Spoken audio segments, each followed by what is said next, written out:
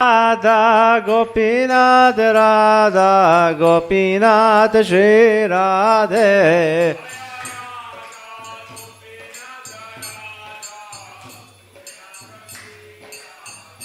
Jaya Gauranitai Jaya Gauranitai Jaya Gauranitai Jaya Gauranitai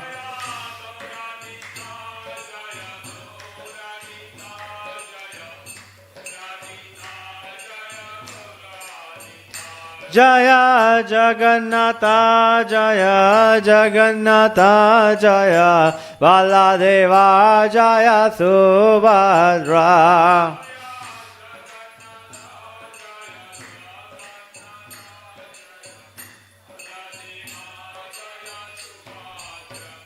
Jaya Jaya Prabhupada Prabhupada Prabhupada Jaya Jaya Prabhupada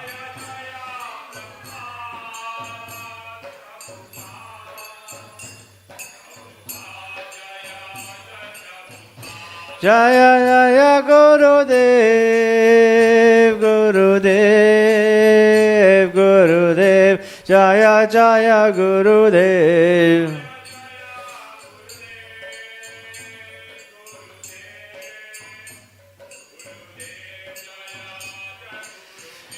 Nitai Go Premanandi Jai Om Vishnupad Paramahamsa Parivajikacharya Stotra Shri Srimad His Divine Grace Srila Abhay Chandra Ravinda Bhakti Vedanta Swami Srila Prabhupada Ki Jai Om Vishnupad Paramahamsa Parivajikacharya Stotra Shri Srimad His Divine Grace Srila Bhakti Siddhanta Saraswati Thakur Goswami Maharaj Srila Prabhupada Ki Aranta Kori Vaishnav Vrind Ki Namacharya Srila Haridas Thakur Ki प्रेम से कहो श्री कृष्ण चैतन्य प्रभु नित्यानंद श्री अद्वैत गदाधर श्री वसादि गौर भक्त वृंद के श्री राधा कृष्ण गोप गोपीनाथ श्याम कुंड राधा कुंड गिरि गोवर्धन की वृंदावन धाम की मथुरा धाम की जगन्नाथपुरी धाम की मायापुर धाम की गंगा माई की यमुना माई की तुलसी देवी की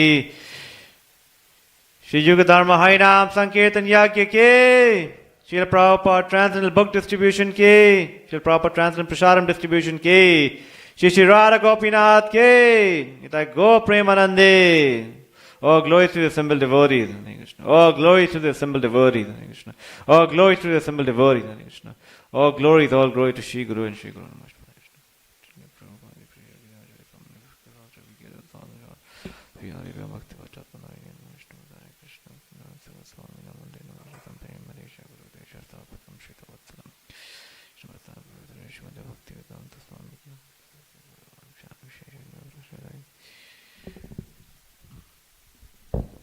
Hare Krishna. Welcome everyone to this morning Srimad Bhagavatam class. We are discussing Canto 3, Chapter 15, verse number 9. Om Namo Bhagavate Vasudevaya.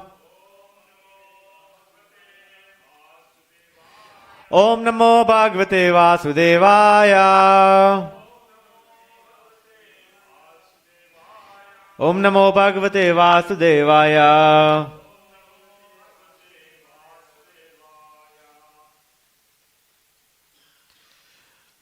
Satvam vidatsva sambhumams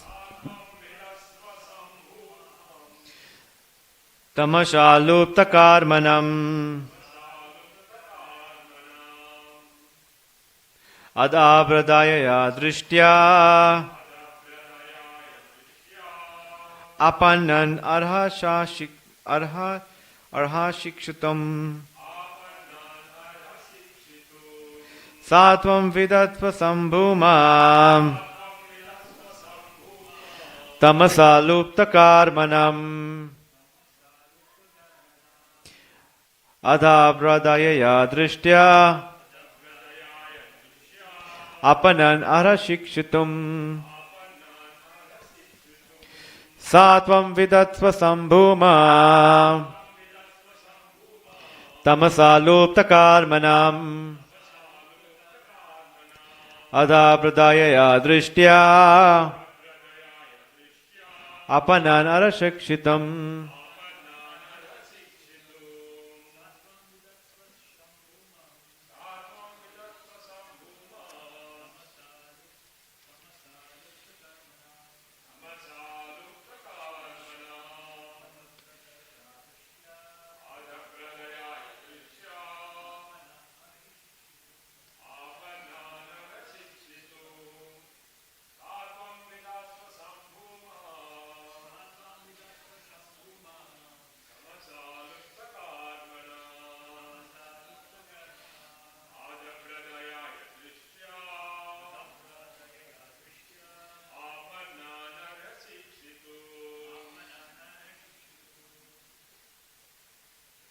Vaishnavis.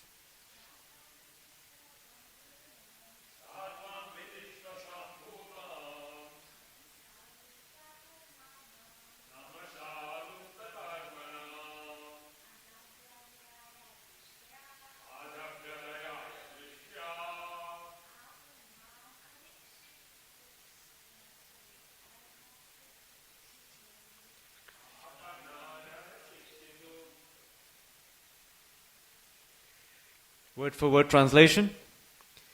Sa, he, tvam, you, vidatsava, perform, sam, good fortune, bhuma, O great Lord, tamasa, but the darkness, lupta, have been suspended, karmanam, of prescribed duties, adabraha, magnanimous, without reservation, dayaya, mercy, drishtya, by your glance, apanan, us the surrendered, arhasi, are able, ikshitum, to see.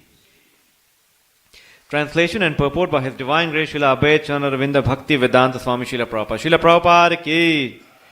The demigods prayed to Brahma, please look upon us mercifully, for we have fallen into a miserable condition because of the darkness. All our work has been suspended. Purport.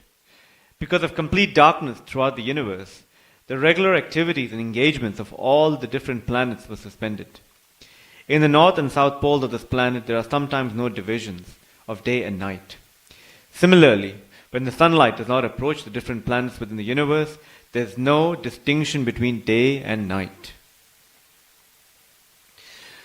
Om Ajnanatimirandhasya Gyananjana Shalakaya Chakshurun Militam Yena Tasmai Shri Gurave Namaha Shri Chaitanya Manovishtam Stapitam Yena Bhutale Swayam Rupa Kadamayam Tadati Svapadantikam Vandeham Shri Guru Shri Yuta Padakamalam Shri Gurun Vaishnavam Cha Shri Rupam Sagrajatam Sahagana Raghunatan Vitam Tam Sajivam Sadvaitam Savadutam Parijana Sahitam Krishna Devam Shri Radha Krishna Padan Sahagana Lalita Shri Vishakan Vitam Cha He Krishna Karuna Sindhu Dina Bandhu Jagatpate Gopesha Gopika Kanta Radha Kanta Namostute Gaurangi Radhe Vrindavaneshwari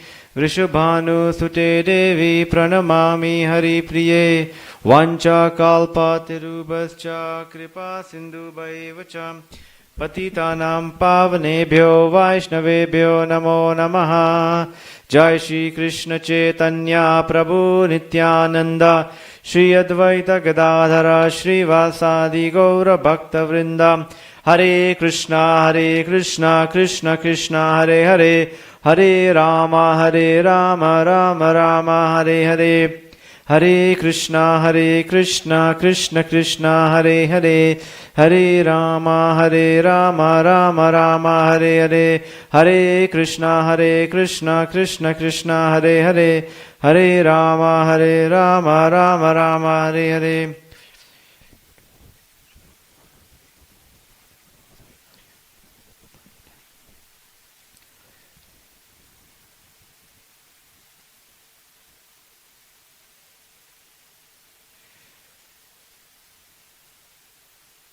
Hare Krishna.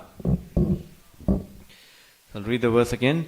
The demigods prayed to Brahma, please look upon us mercifully, for we have fallen into miserable condition because of the darkness. All our work has been suspended. It's Canto 3, chapter 15, verse number 9, which is on the board. So this verse is basically leads up to a prelude of what actually transpires this whole pastime, where we'll see the two very powerful demons, Hiranyaksha and Hiranyakashipu, coming into this planet, and as a result of Titi having them in the womb, it seems like it's caused a lot of disturbance all across this planet. So when I was reading this, in this purpose, Srila Prabhupada writes, in the north and south poles of this planet, there are sometimes no division of day and night. Similarly, the sunlight does not approach the different planets within the universe. There's no distinction between day and night. So in the 5th canto, chapter 24, verses 11 to 14, actually describes the planets below the earthly planets. So, Atala, Vitala, Sutala, Talatala, Mahatala, Rasatala, and Patala. These are 7 planets where sunshine doesn't actually enter. But it's illuminated by the jewels on the hoods of the serpents. So there are serpents there that basically, the effulgence of the jewels on their heads is what actually illuminates these planets. And actually, a very famous demon that we know of that's described in the Mahabharata, Maya Danava, he actually lives on those planets and he's one of the chief architects. So the standard of sense gratification there is relatively, it's quite high. There are beautiful gardens you'll see in the purport or in the translations from in this chapter 5, canto 5, chapter 24. You'll see the descriptions there of beautiful gardens, lakes, and actually the residents of those planets actually don't even grow old. There are no such diseases there that actually can hamper in their sense enjoyment. In fact, they actually consume some herbs, which aids in their growth, and they live there happily, except for this, and because of not growing old, there's no fear of death. However, they're all bound to die, or they're bound to leave their positions there, and as per their karma. And if you see verse 14, it said that it's the effulgence of the Sudarshan chakra that basically acts upon them to award them results of their karma, or in the form of death that actually approaches them. So nowhere in this universe, in these 14 planetary systems, is one immune to birth, old age, disease, and death. Although in some planets you won't see some of the other conditions, but ultimately everyone is bound to leave these planets, whatever situation we are in, until we make a permanent resolve to head to the spiritual sky. And obviously in service to Krishna and his associates. When I was seeing here, there's no division of day and night, I was thinking there are so many places on this planet too where you don't have that division. Obviously the year is saying the north and south poles, there are certain, for example, I was told, I think last year there was an article on ISKCON News that there were some devotees who were in Antarctica. And they were it happened to be that this devotee was stationed there for, I believe, a year or two. I can't exactly remember the duration, but he was on a project there, some sort of a science research project for which he was there for quite a period of time. And he said that they actually didn't see any sunlight for, I can't remember exactly how many months, but they didn't actually see any sunlight. So it's very possible, and obviously I've heard of stories, I haven't been there personally, but in Vegas, they have all these casinos where there's practically, you never know when you're sitting in that casino whether it's morning or night, or if it's early morning, you just don't know, because they want you to just be spending all your money there. So anytime you're there, you won't even know. And I'm not sure, but actually they don't have any clocks there. That's what I was told. So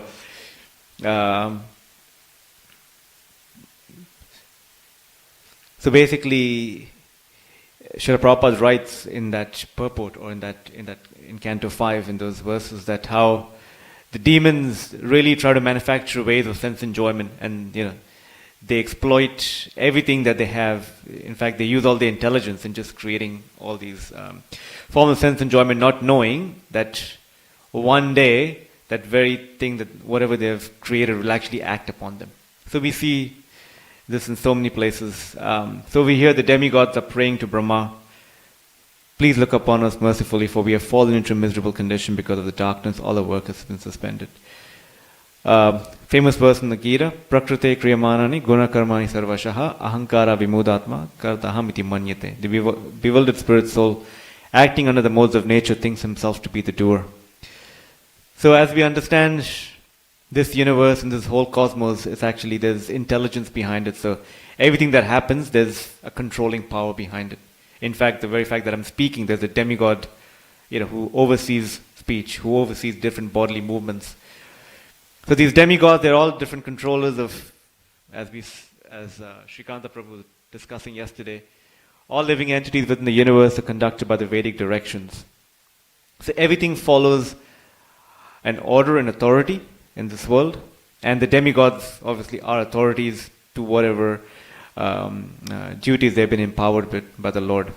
So here they see that now looks like there's some higher controller than us, because it seems like things have fallen out of order. And similarly we see in the pastime of Ajamila, when the Yamadutas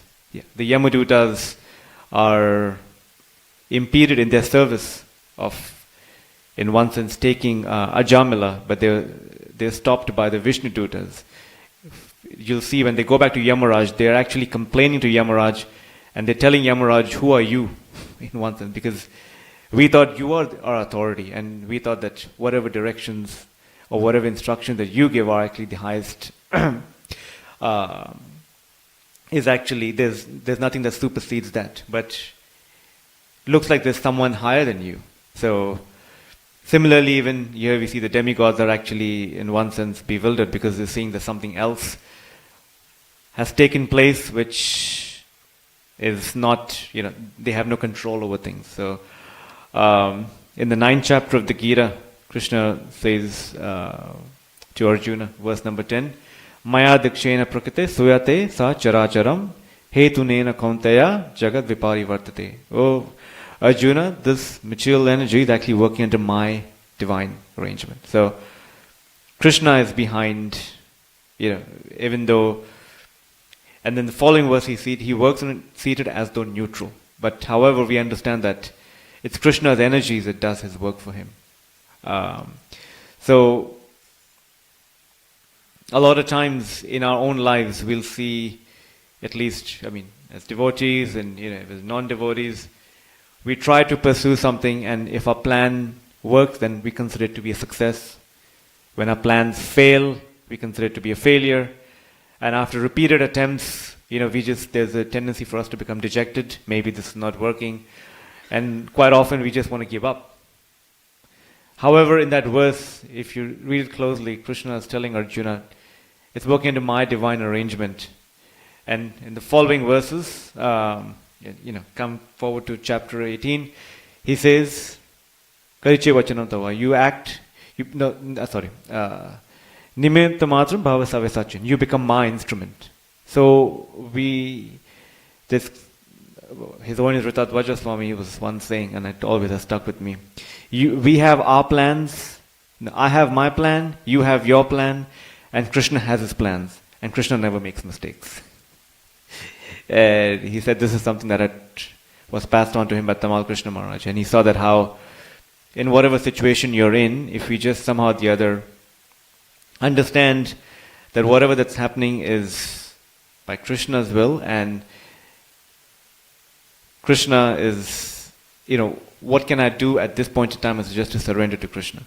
So we surrender, famous verse in the Bhagavatam 10th canto, just left me, Lord Brahma's prayers, the one which he says, Lord Brahma tells Krishna that one who understands anything that's happening to him is a matter of his, previous karma, and he just passes through it. Tattenu kampam sumikshamano. So there, one who understands that this is, it's just my duty to serve the Supreme Lord, liberation becomes the rightful claim. So the lesson that we take from this is don't give up, but grow up. So even so Bhagavad Gita broadens that understanding of success and failure. Our understanding of success and failure. If this is not working for me, then it's a failure. And if I repeatedly keep failing, then I'm going to give up. But Bhagavad Gita does say is that it broadens our understanding of success and failure by giving us the core foundational teaching that we are spirit souls to be engaged in loving service of Shri Radha Gopinath, Shri Gaur Nitai, Shri Jagannath Baladev Subhadra, Srila Prabhupada, and our Guru Parampara. And that's when we work towards that goal, then whatever that comes in our way, we understand that that's Krishna is arranging things in such a way that if we are just able to persevere and continue with our service in whatever capacity we can, then eventually we'll come to the point where we understand how Krishna arranged things in such a way for me to come closer to Him. In fact, I always get, this is something that I've read it so many times, but it always amazes me in the pastime of, in the churning of the milk ocean pastime, when the demigods are defeated and they go to Vishnu, and they lodge their concerns with Vishnu. Vishnu just says, time is on their side. For you, just hunker down and wait for the proper time to come. And for the time being, the asuras have actually gained control because they have pleased the spiritual master. So time is not in your favor at the moment. Just wait for the appropriate time to come. And obviously, you understand, time is not different from Krishna himself. So what is Krishna saying? That I'm not, on your side. But that's not the case. What Vishnu is asking them is to come to a higher level of surrender. And at least, then obviously there's so much that ensues in that pastime. But understanding that how at each and every point of our journey, all that we can do is to just take shelter of the Supreme Lord. So the process of Sharanagati, as we advance, as we, just by the mercy of the Vaishnavas, mercy of a spiritual master, as we advance, as we come, as we are given more opportunities and we're given learnings, we understand this is actually the mercy of Krishna. And we'll eventually come to the point where we'll be able to understand, okay, this was Lord Krishna's mercy. So the demigods here are obviously frightened and they go to Brahma. A similar passage or a similar pastime happened in the 10th canto when there's Mother Bhumi and all the demigods go up to Lord Brahma and say that, we're seeing inauspicious omens and what do we do? And it is said that Brahma and along with the other demigods, they all go up to the shore of the milk ocean, Shvetadvipa, where they recite the Purusha Shukta prayer. That's how they communicate with Kapodakashai Vishnu. No, actually, Shvetadvipa. So that's Karnadakashai Vishnu. Shirdakashai Vishnu, sorry. Yeah. So they communicate with him. Now, in my reading, I was reading in the Brihad Bhagavatamrita that actually Lord Brahma, when he's born of the lotus navel of Garbhodakashai Vishnu, he's meditating, and then all of a sudden, in his meditation, the Lord just disappears. So at that point in time, he prays to the Lord, but please be a companion. Please come to my planet and be a guest there where I can serve you. So it is described, this form of the Lord as Mahapurusha. He is the original Mahavishnu that actually descends, that casts his glance on the material energy and everything else comes into motion. So this form of the Lord, known as Mahapurusha or Karanavashai Vishnu, is actually residing on the planet of Lord Brahma. And there are constant sacrifices, oblations that are being made as an offering to Vishnu. In fact, how this pastime takes place in the Brihad Bhagavatam is that Narada Muni is in the search of one who has actually received the mercy of the Lord. So he starts off, and at each point in time he's being passed over to someone higher and higher and higher, and then obviously we understand he comes to the residence of Vrindavan. But he approaches Lord Brahma, and from a distance he sees that there are a lot of complex and elaborate sacrifices being made on this planet. So he understands this is a very busy place. There's a lot happening here. So he approaches Lord Brahma and he sees the form of the Lord Mahapurusha, accepting the sacrifices. And as he accepts those sacrifices, he after accepting all these sacrifices, he then retires along with the goddess of fortune to his quarters to actually take rest. So he's, and it is said that this offering of sacrifices happens constantly. There's no interruption to it, except for the time when Mahapurusha merges into the body of Krishna, when Krishna comes to Mathura, when he descends to this earthly realm, or whenever he makes his descent onto this, on one day of Brahma. So that's the time that, he disappears for a short bit. However, because of the different time scales between these planets, that disappearance is just very insignificant. He's gone now, then the next minute he's back. So we may think it's so long, but actually because of the long duration of time in those planets. So Mahapurusha retires to take rest, and at that time, as soon as he retires, he then instructs Lord Brahma that you ask your sons to perform the sacrifices for now. So he empowers them. So Brahma is the first, in one sense, first officiated priest, and then he passes on the knowledge to his sons. So in the 10th canto, we see that Lord Brahma goes to Shvetadvip to make this request to the Lord. So question may be asked, why does Lord Brahma have to go to Shvetadvip when Lord Mahapurusha is actually staying on his own planet?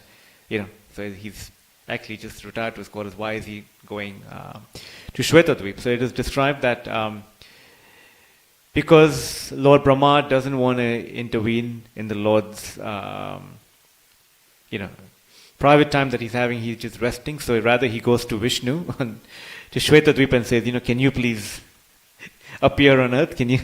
So he wants to kind of excuse Mahapurusha from this. So he asks Lord Vishnu. So Sanatana Goswami says that there's a question may be asked, okay, then which avatar of Krishna, merges into Krishna? And he said that's actually insignificant, because Krishna is the source of all incarnations. So when Krishna comes, all the avatars merge into him to come to this planet.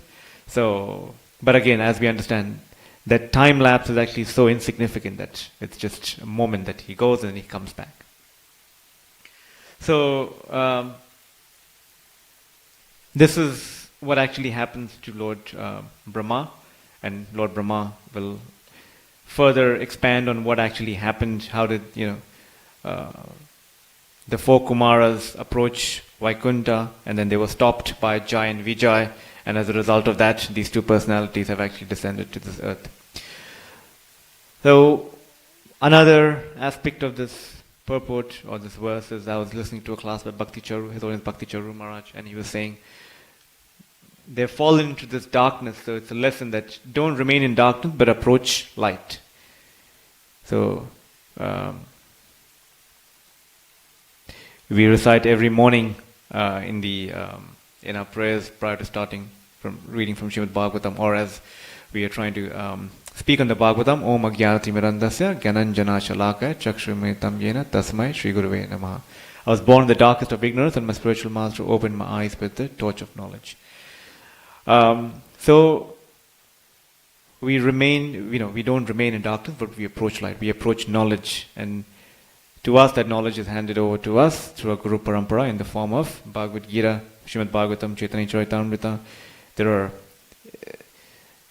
living examples. There's a book Bhagavat, and then there's a person Bhagavat, and then there's so many wonderful Vaishnavis that we always take inspiration from. So we always try to, darkness is, there's obviously external darkness that these demigods are actually facing, but there's darkness in our heart in the form of, there are these three things that one should give up, which is lust, greed, and envy.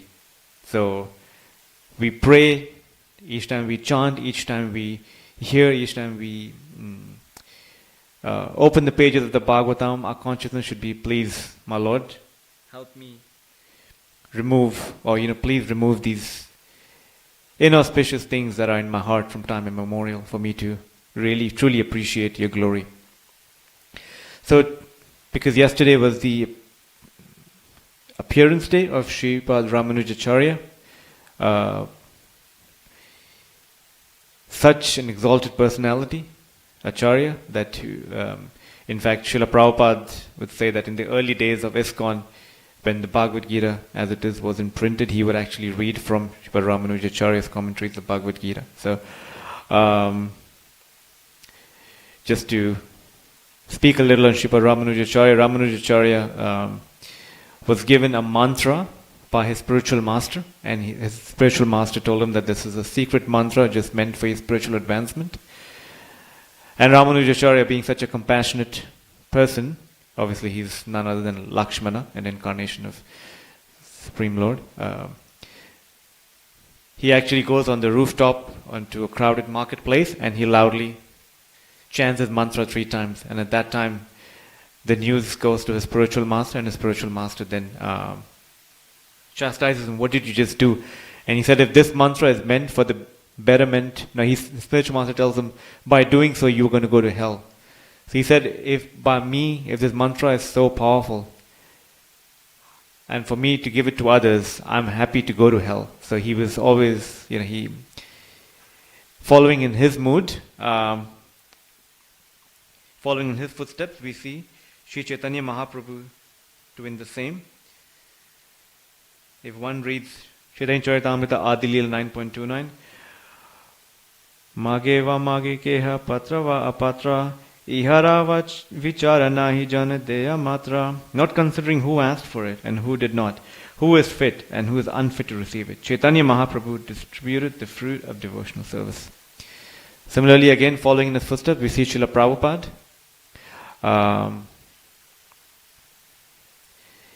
Really extending, the mercy of Lord Chaitanya to us fallen souls.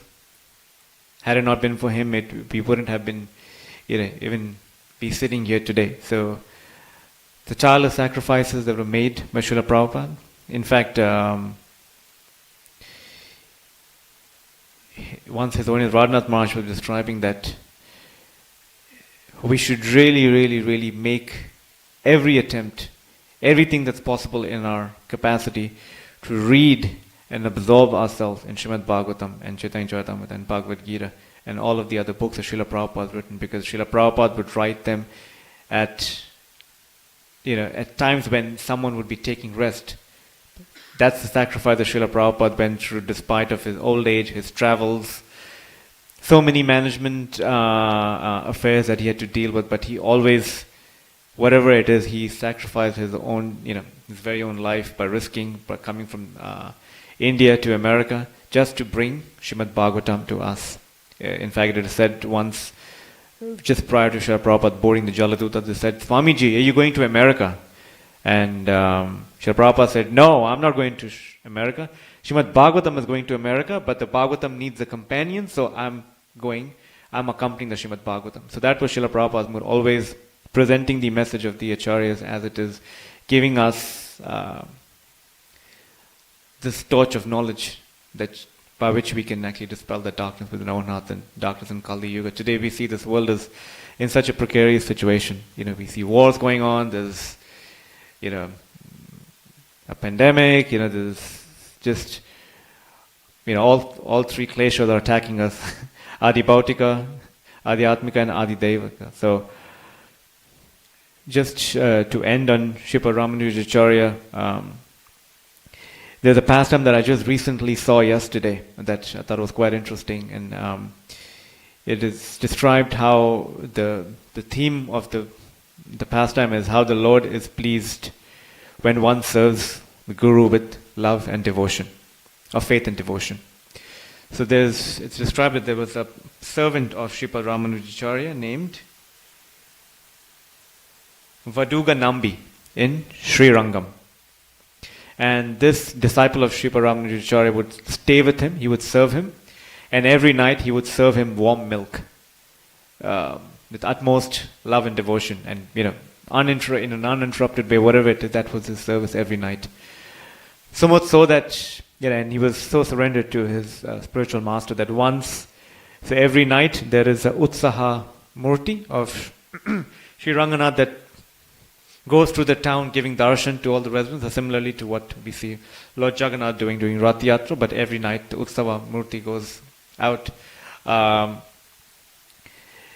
to give darshan to everyone, and then obviously the the Lord returns back, and then there's time for Shayana Arati and putting the Lord to rest. So every night the Utsava Murti would go out, the Lord would go out for a ride, and all the disciples of Srila Ramanujacharya would come and have darshan of it, except for Vaduga Nambi, because he'd be serving his spiritual master. He'd be preparing for his milk and so on. So at one point in time, all the other disciples became very offensive towards Vaduga Nambi, and he said that you're such a fallen person that you don't even come out to see the Lord. At that time, the Lord, obviously being omniscient, understands that what's in the heart of a devotee, and the Lord doesn't want to take, he doesn't tolerate any criticism or any insult to his particular devotee. So one night, as the Rath was traveling through, it stopped right outside the ashram of Srila Ramanujacharya, and at that very moment, the Rath stopped and didn't want to move any further. So Srila Ramanujacharya, obviously knowing what was happening, he came out, and then he called for his servant, Sri Viduganami, and Viduganami finished his service of preparing the milk, and he came and offered his Tanvat, offered his darshan, offered his obeisances to the Lord. And at that very moment, the Rath started to move, and it went back to the temple, and to which all the other disciples were truly ashamed that they were criticizing such a dear devotee of the Lord. So the Lord is obviously pleased with, if one serves the Guru with love and devotion, and that's what pleases the Lord. So again, as we said earlier, we don't remain in darkness, but we approach light. So on these, especially these days of the appearance and disappearance days of our acharyas, we pray to them and we sincerely ask them to bless us so that we'll be also able to serve them and obviously serve our lordships and make our life a success by going back home and going back to Godhead. So I'll end here. Any question? Yes, Prabhu. Hare Krishna.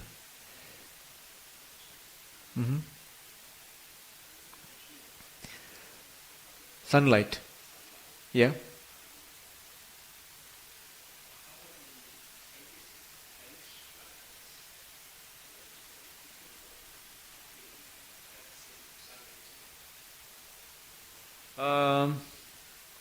All I was told is the 7 lower planets. All I had read was the 7 lower planets, sunshine doesn't reach there. From these from what you're describing, the 28 planets or 20 the acharyas, I think Sukadeva Goswami, I can't remember who is saying that in that particular chapter. He says some say 28, some say 21, but these planets are in between Patal Loka and Garbhodakashai ocean. It's between those. I don't want to speculate, but I haven't read it there where it says sunshine doesn't reach there. But I know sunshine doesn't reach anything. It doesn't reach anywhere below those earthly planets to the 7 planetary systems. And those 28 are actually even below that, and between that and the Garbhodakasha ocean.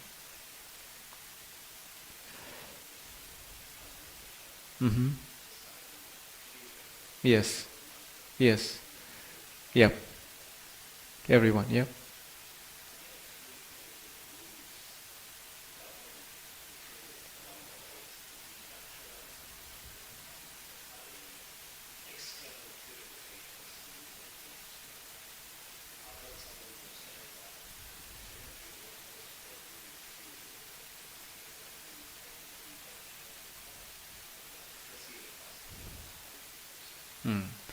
Yeah, see the mantra that he says is Om Namo Bhagavate Vasudevaya, and that's the first verse of the Bhagavatam. Om Namo Narayana. Yeah. So what I've been reading in my readings of the Gayatri mantra. There's a book written by Sachinandan Swami, and he basically says, why are we meant to keep this mantra private?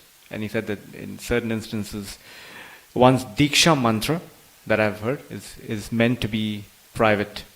It's not meant to be broadcasted. So with the rules and regulation of these Bija mantra, starting with Hari, I'm not too across it, but I know that especially now who's giving it is actually Sripad Ramanujacharya. He's incarnation of the Lord, so if I were to see it, uh, he's the inaugurator, or basically he's overseeing, or he's the Acharya of the Sri Sampradaya. So it's coming from a bona fide source. So that's what I understand, that when he spoke it, coming from him, but in general on these technicalities,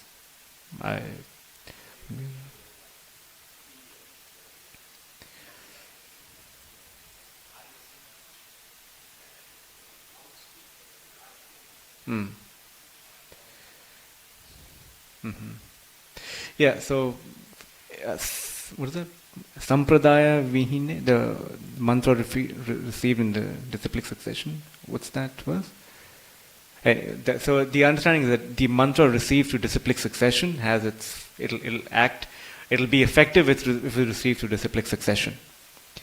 Unless not received through disciplic succession, it doesn't, it wouldn't really give us that full benefit of it. So I can't remember. I think it's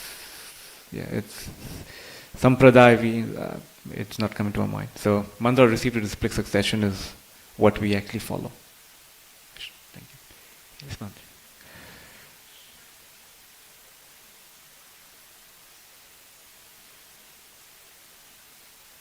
Sorry, Krishna, what?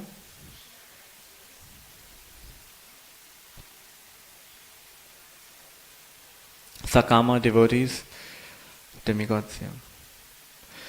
See, everything happens by Krishna's will, right? This whole arrangement is actually by Krishna's will. It's just that the devotees are able to understand and use every opportunity that's coming their way to make advancement in spiritual life. But the others, they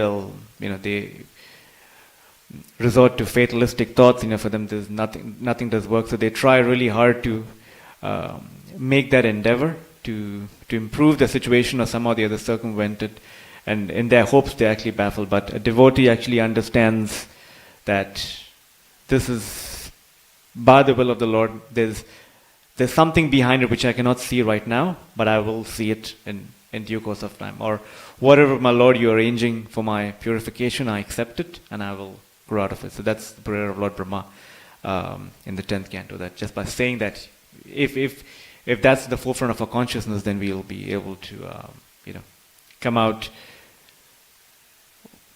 more surrendered to Krishna. Yes, Prabhu.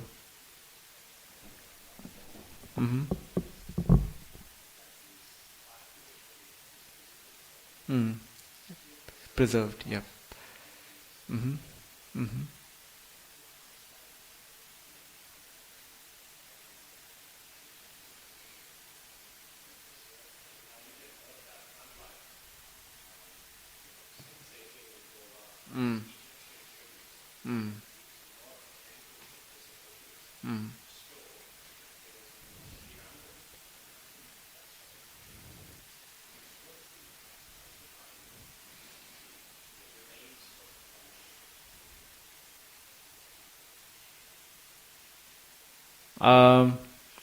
I've heard of it. That I think yesterday too I saw. I think if you can refer to an article on Dandavats where His Holiness Jayapataka Maharaj described this in detail. I haven't read it. I mean, I can't recall, but I know that his body is preserved, and now I don't know if it's for the whole of Kali Yuga, for next 430, as long as Sri Ranganath is actually there, or on Tirumala. Yeah. Well,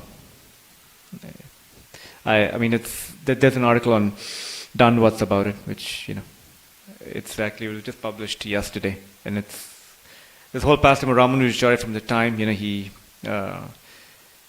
took his initiation to the time he left, and this is described in detail in that pastime on Dandavats. Tantra Srimad Bhagavatam ki jai, Srimad Ramanujacharya ki jai, Srila Prabhupada ki jai, Go Premanandi. Srila Prabhupada ki jai.